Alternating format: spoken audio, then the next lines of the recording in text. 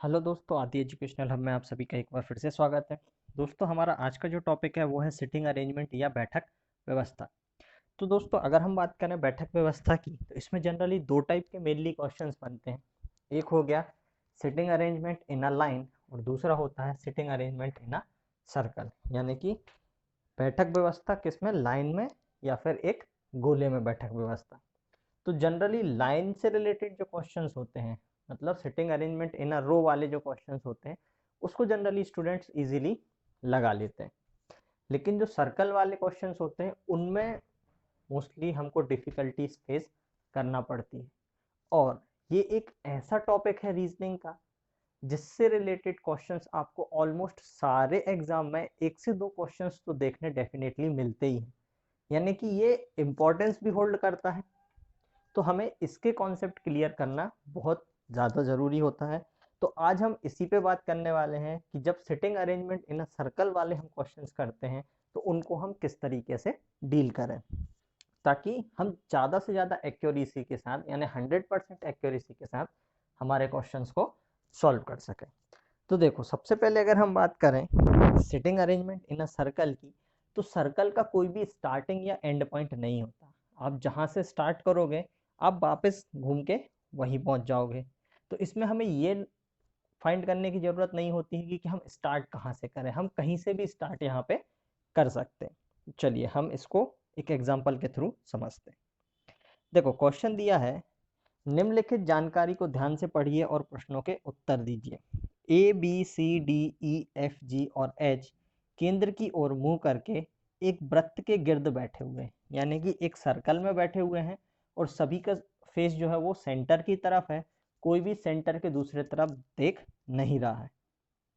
ई और जी हमेशा एक दूसरे के निकट बैठते हैं। ठीक है, मतलब ई और जी हैं वो हमेशा कैसे बैठेंगे, आसपास बैठेंगे।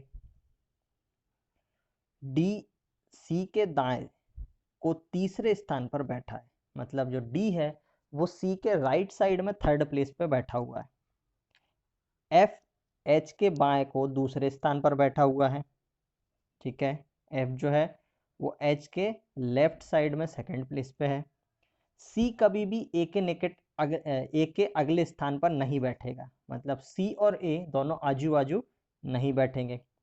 डी कभी भी जी के अगले स्थान पर नहीं बैठेगा, यानी कि डी और जी दोनों आजू बाजू नहीं बैठेंगे। एच डी और सी का पड़ोसी नहीं है। एच जो है वो ना डी का पड़ोसी है और ना सी का पड़ोसी है। ठीक है, चलिए अब हम आते हैं अपने अरेंजमेंट पे। तो हमें इसके लिए करना क्या है, देखो सबसे पहले कितने लोग हैं, 8 लोग हैं। तो हम क्या करते हैं, एक सर्कल बनाते हैं और उसमें हमने इस तरीके से 8 प्लेसेस प्लॉट कर ली जिसपे हमको ने बिठाना है। तो सबसे पहली कंडीशन क्या बोल रही है, ई और जी हमेशा एक दूसरे के निकट बैठते हैं। ठीक है, आप चाहो तो इसी से स्टार्ट कर सकते हो, नहीं तो हम थोड़ा और देख लेते हैं। नेक्स्ट क्या बोल रहा है, डी सी के दाएं को तीसरे स्थान पर बैठता है। तो जो डी है वो सी के राइट साइड पे थर्ड प्लेस पे बैठता है। तो मैं यहीं से स्टार्ट कर लेता हूँ। मैंने क्या किया, सी को यहाँ पे बिठा दिया और राइट साइड पे तीसरे प्लेस पे हमको किसको बिठाना है, डी को। तो राइट प्लेस कौन सा जाएगा, ये वाला, और ये कौन सा चला जाएगा, लेफ्ट प्लेस। ठीक है, ये हो गया राइट, ये हो गया लेफ्ट। जैसा हमारा राइट और लेफ्ट है उसी हिसाब से हम देखेंगे। बस ये याद रखना कि वो सेंटर की तरफ मुंह करके बैठेंगे कि अपोजिट, क्योंकि अगर वो अपोजिट बैठेगा तो उसका राइट और लेफ्ट भी चेंज हो जाएगा। तो बस एक पॉइंट हमें याद रखना होता है। तो सी के राइट पे तीसरी प्लेस पे कौन बैठा हुआ है, डी बैठा हुआ है। तो first place, second place, third place, यहाँ पे हमने बिठा दिया डी को। ठीक है, अब आगे क्या बोला हुआ है, एच एफ के बाएं को दूसरे स्थान पर बैठा हुआ है। एफ जो है वो एच के लेफ्ट साइड पे सेकंड प्लेस पे है। तो अब मैं चाहूँ तो यहाँ पे एच को बिठा दूँ तो यहाँ पे एफ आ जाएगा। यहाँ पे एच को बिठा दूँ तो यहाँ पे एफ आ रहा है, मतलब ये नहीं होगा। लेकिन अगर मैं यहाँ पे बिठा दूँ तो वो यहाँ पे आ जाएगा। ठीक है, यहाँ पे अगर हम एच को बिठा लें तो यहाँ पे एफ आ जाएगा। मतलब हमारे पास बहुत सारी प्लेसेस हैं जहाँ पे हम एच और एफ को बिठा सकते हैं। तो हम थोड़ा और आगे पढ़ते हैं। नेक्स्ट क्या लिखा है, सी कभी भी ए के अगले स्थान पर नहीं बैठेगा। मतलब जो सी है वो ए के आसपास नहीं बैठेगा, ठीक है ना। जबकि डी कभी भी जी के आसपास नहीं बैठेगा, मतलब जो डी है उसके आसपास जी नहीं होना चाहिए। और एच डी और सी का पड़ोसी नहीं है, मतलब इन दोनों प्लेसेस पे भी एच नहीं आ सकता और इन दोनों प्लेसेस पे भी एच नहीं आ सकता, मतलब ये प्लेसेस हो गई कैंसिल। तो हमारे पास बची क्या, अगर मैं यहाँ पे एफ को बिठाल दूं तो उसके लेफ्ट में पहला दूसरा यहाँ पे आएगा एच, ठीक है। अगर मैं इस तरीके से उसको बिठाल रहा हूँ तो हमारी कंडीशन सेटिस्फाइड हो रही है भाई, ना वो सी का पड़ोसी हो रहा है और ना डी का पड़ोसी हो रहा है। तो एच और एफ बैठ गए, ठीक है ना। फिर क्या लिखा हुआ है, सी कभी भी ए के अगले स्थान पर नहीं बैठेगा, ठीक है। एक कंडीशन हमारी ये बची हुई है और दूसरी कंडीशन क्या बची हुई है कि जी और ई दोनों एक साथ बैठेंगे। तो देखो हमारे पास जो 4 प्लेसेस खाली हुई हैं उसमें ये प्लेसेस साथ वाली नहीं है क्योंकि बीच में एच आ रहा है। तो साथ वाली प्लेसेस कौन सी बची हमारी, डी और सी के बीच वाली। तो इन प्लेसेस पे मैं बिठाल दूं बिल्कुल, लेकिन एक कंडीशन क्या थी कि जी जो है वो डी के साथ नहीं बैठेगा, तो इसलिए मैंने क्या कर दिया, डी के बाद ई को बिठाल दिया और यहाँ पे जी को बिठाल दिया, ठीक है। अब बचे ए और बी, ठीक है, 2 वर्ड हमारे बचे हुए हैं, ए बचा हुआ है और बी बचा हुआ है। तो कंडीशन दी हुई थी कि सी जो है वो ए के साथ नहीं बैठेगा, मतलब ए हमारा कहाँ बैठाना पड़ेगा, यहाँ पे, और बचा क्या, बी, तो बी हमने यहाँ पे बिठा दिया। क्या सबका अरेंजमेंट हो गया। अगर मैं सी से काउंट करूँ तो सी, उसके राइट में जी, फिर ई, फिर डी, फिर एफ, फिर ए, फिर एच, फिर बी, और फिर हम वापस आ गए सी पे। मतलब ये सारे 6 के 6 अरेंजमेंट हमने कर दिए हैं, ठीक है। हमने सिंपली किया क्या, हमने 1 बाय 1 पॉइंट्स को पढ़ा और उस बेसिस पे हम इनको प्लॉट करते चले गए। अब हमको क्या करना है, इनसे रिलेटेड क्वेश्चंस को सॉल्व करना है। तो देखो पहला क्वेश्चन क्या है, ए और डी के बीच में कौन बैठा हुआ है, ठीक है।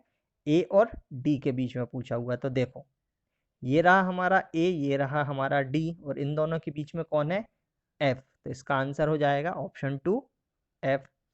फिर दिया हुआ है बी के बाएं को दूसरे स्थान पर कौन बैठा हुआ है, बी के बाएं, तो ये है बी, और उसका बायां कौन सा हुआ, ये वाला लेफ्ट साइड, तो दूसरे स्थान पे मतलब पहला एच हो गया, दूसरे पे ए हो गया।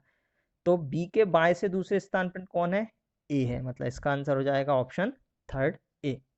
फिर दिया हुआ है एफ के तुरंत दाएं में कौन बैठा हुआ है, तो देखो एफ ये है, अब ये इस साइड मुंह किया है सेंटर की तरफ, मतलब ये उसका राइट हो गया, ये उसका लेफ्ट हो गया। तो ए के राइट में जस्ट बाजू में कौन बैठा हुआ है, एफ के, ए बैठा हुआ है, ठीक है। क्वेश्चन क्या था, एफ के तुरंत बाद दाएं में कौन है, तो दाया कौन सा हो गया, ये वाला, क्योंकि भाई सेंटर की तरफ है ना, तो जो सी का लेफ्ट और राइट होगा उसका जस्ट अपोजिट एफ का हो जाएगा। तो एफ का राइट साइड कौन सा हो गया, ये ए और एच वाला, और लेफ्ट साइड कौन सा हो जाएगा, डी या ई साइड वाला। तो एफ के जस्ट राइट में कौन है, ए बैठा हुआ है, तो इसका आंसर हो गया ऑप्शन 4। फिर फोर्थ क्वेश्चन है बी और एफ के बीच में कौन सा जोड़ा बैठता है, जोड़ा बताना है, मतलब 2 प्लेसेस यहाँ पे होना चाहिए। चलो किस किस के बीच में पूछा है, बी और एफ के, तो ये है हमारा बी, ये है हमारा एफ, और उनके बीच में कौन कौन है, ए और एच। तो देखो ए और एच कहाँ पे हैं, 5th वाले पॉइंट पे दिया है, तो हमारा ऑप्शन हो गया 5th ए और एच। फिर नेक्स्ट क्वेश्चन दिया हुआ है, बैठने की व्यवस्था में अपने अपने स्थान के आधार पर निम्नलिखित 5 में से 4 किसी प्रकार समान है, इसलिए उनका एक समूह बनता है। वह कौन सा समूह है जो मैच नहीं कर रहा, ठीक है ना, इस समूह में नहीं है, ऐसा कौन सा है। तो देखो पहला दिया हुआ है सी और एच, तो सी और एच कैसे हैं, यहाँ पे देखो सी और एच के बीच में सिर्फ एक बर्ड बैठा है बी, ठीक है, मतलब जस्ट लेफ्ट साइड में दूसरे प्लेस, हाँ दूसरे प्लेस पे है। बी और ए की हम बात करें तो बी और ए में भी सेम कंडीशन आ रही है, ठीक है ना, लेफ्ट साइड पे दूसरे प्लेस पे है वो भी। देन एफ और ई, तो उसमें भी सेम कंडीशन सेटिस्फाइड कर रही है। डी और जी, ये भी सेम कंडीशन को सेटिस्फाइड कर रहा है। लेकिन अगर हम बात करें ए और सी की, तो देखो ए और सी की अगर हम बात करें तो ए ये रहा, सी ये रहा, तो ए से थर्ड प्लेस में राइट साइड में है कौन, सी, जबकि बाकी जो सारे पेयर्स दिए हुए हैं वो सारे कैसे हैं, लेफ्ट साइड में सेकंड प्लेस पे। तो यहाँ पे जो ऑप्शन फिफ्थ है ए और सी, ये हमारी कंडीशन को सेटिस्फाइड नहीं कर रहा है, बाकी चारों सेटिस्फाइड कर रहे हैं। तो इसका ऑप्शन हो गया ऑप्शन फिफ्थ, ए और सी, ये इसका आंसर हो जाएगा। ठीक है, चलिए फिर आते हैं नेक्स्ट क्वेश्चन पे। अगला क्वेश्चन है, इन प्रश्नों का उत्तर देने के लिए इस जानकारी को ध्यान से पढ़िए। ठीक है, 6 से 8 तक के क्वेश्चंस जो हैं वो इस पे बेस्ड रहेंगे। क्या दिया हुआ है, ए बी सी डी ई केंद्र की ओर मुंह करके एक वृत्त में बैठे हुए हैं, मतलब पांचों के पांचों कैसे हैं, सेंटर की तरफ फेस करके बैठे हुए हैं। सी ए और बी का पड़ोसी है, सी जो है वो ए और बी का पड़ोसी है। ठीक है, ई बी के तुरंत बाएं को बैठा हुआ है, जो ई है वो जस्ट बाजू में बैठा हुआ है किसके, बी के। तो देखो, अगर मैं बी को यहाँ पे बिठा दूं इस प्लेस पे, ठीक है, इस प्लेस पे मैं बी को बिठा दूं, तो बी के जस्ट बाएं में मुझे किसको बिठालना है, ई को। ठीक है, लेकिन यहाँ पे कंडीशन क्या आ रही है कि भाई उसके साथ हमको क्या देखना है कि सी भी ए और बी का पड़ोसी होना चाहिए। तो आप स्टार्टिंग कहीं से भी कर सकते हो, मैंने यहाँ से लिया, ये बिठा दिया बी को, और बी के जस्ट बाद लेफ्ट में किसको बिठालना है, ई को, तो यहाँ बैठ गया हमारा ई। फिर ए और बी के बीच का पड़ोसी कौन था, सी, तो बी के बाद यहाँ पे सी आ गया, यहाँ पे आ गया ए, और बचा कौन, डी, तो डी हमारा ये बैठ गया। ठीक है, पांचों प्लॉट हो गए। अब हम आते हैं क्वेश्चन पे। क्वेश्चन क्या है, निम्नलिखित में से कौन सा कथन गलत है। क्वेश्चन क्या दिया है, ई डी के तुरंत दाएं में बैठा हुआ है, जो ई है वो डी के तुरंत दाएं में है। तो देखो, ई ये है, डी ये है, डी के तुरंत दाएं है ई। ठीक है, मतलब कंडीशन सही है। डी सी के दाएं को दूसरा है, दाएं को दूसरा है कौन, डी, किसके, सी के।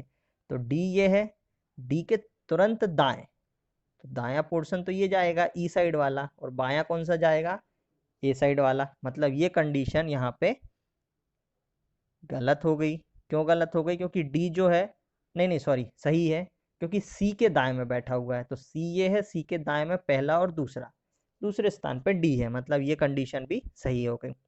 तीसरा क्या है, ए ई को दाएं को तीसरा है, जो ए है वो ई के से तीसरे स्थान पर है। तो ई ये है, ई का दायां में पहला हो गया बी, दूसरा हो गया सी, तीसरा हो गया ए, मतलब ई के दाएं से तीसरे स्थान पे ए बैठा है, ये कंडीशन भी सही हो गई। लास्ट कौन सी है, ए सी और डी के बीच में है, जो ए है वो सी और डी के बीच में है, ये कंडीशन भी यहाँ पे सेटिस्फाइड हो गई। तो यहाँ पे हमारा ऑप्शन हो जाएगा ऑप्शन 5, इनमें से कोई नहीं, क्योंकि ये सारे स्टेटमेंट सही हैं। तो हमारा आंसर हो गया फिफ्थ, इनमें से कोई नहीं। फिर अगला क्वेश्चन है, डी का स्थान कौन सा है। ऑप्शन दिए हैं ई के तुरंत दाएं को, तो डी का जो स्थान है वो क्या ई के तुरंत दाएं साइड है, चलो देखते हैं। ये है ई, और उसके तुरंत दाएं में बी बैठा है, जबकि जो डी है वो उसके तुरंत बाएं साइड, लेफ्ट साइड बैठा है, मतलब ये स्टेटमेंट गलत हो गया। सेकंड है, बी के दाएं को तीसरा, तो बी के दाएं को तीसरा क्या डी आता है, चलो देखते हैं। ये है बी, उसका दाया कौन सा आएगा, ये वाला, ठीक है ना। तो पहला दूसरा, ये हो गया बायां वाला पोर्शन, और दाया कौन सा हो गया, ये वाला। तो पहला हो गया सी, दूसरा हो गया ए, तीसरा हो गया डी। ठीक है, कंडीशन क्या थी कि भाई दाएं को तीसरा होना चाहिए, और वो दाएं को तीसरा बैठा भी हुआ है। तो इसका हमारा आंसर हो गया ऑप्शन सेकंड, बी के दाएं से तीसरा। फिर आते हैं लास्ट क्वेश्चन पे, निम्नलिखित में से कौन सा कथन सत्य है। ठीक है, हमें बताना है कि इनमें से कौन सा स्टेटमेंट सही है। तो देखो, स्टेटमेंट दिया है ए बी के बाय को दूसरा है, ए जो है वो बी के बाय को दूसरा है। ठीक है, पहला स्टेटमेंट। दूसरा स्टेटमेंट, बी डी के बाय को दूसरा है, जो बी है वो डी के बाय को दूसरा है। तीसरा है, डी ए और ई के बीच में है। चौथा दिया हुआ है सी ई के दाएं को तीसरा है, और पांचवा दिया है इनमें से कोई नहीं। तो चलो एग्जाम जल्दी से हम अपने ऑप्शन को चेक करते हैं। ये हमारा डायग्राम बना हुआ है और इस बेसिस पे हम चेक करते हैं कौन सा स्टेटमेंट सही है। तो पहला हो गया ए बी के बाएं से दूसरा है, चलो बी ये है, बी के बाएं से दूसरा आ गया डी, मतलब स्टेटमेंट गलत है। नेक्स्ट स्टेटमेंट है बी डी के बाएं से दूसरा है, तो जो बी है वो डी के बाएं से दूसरा है, तो डी ये है, उसके राइट में दूसरा है बी, जबकि लेफ्ट से वो तीसरा है, मतलब ये स्टेटमेंट भी गलत है। फिर है डी ए और ई के बीच में है, तो डी जो है वो ए और ई के बीच में है, मतलब ये स्टेटमेंट हमारा सही हो गया। तो इसका आंसर क्या हो जाएगा, ऑप्शन थर्ड ए जो है वो ए और ई के बीच में। चलिए दोस्तों, होप आप लोगों का कॉन्सेप्ट इससे क्लियर हुआ होगा। वीडियो देखने के लिए धन्यवाद। अगर आप चैनल में नए हैं तो हमारे चैनल को सब्सक्राइब कर लेना, बेल आइकन को जरूर प्रेस कर लेना, ताकि हमारे वीडियोस के नोटिफिकेशंस आपको मिलते रहें। और हमें कमेंट करके ज़रूर बताना कि आपको ये वीडियो कैसा लगा हुआ है। Thanks for watching the video.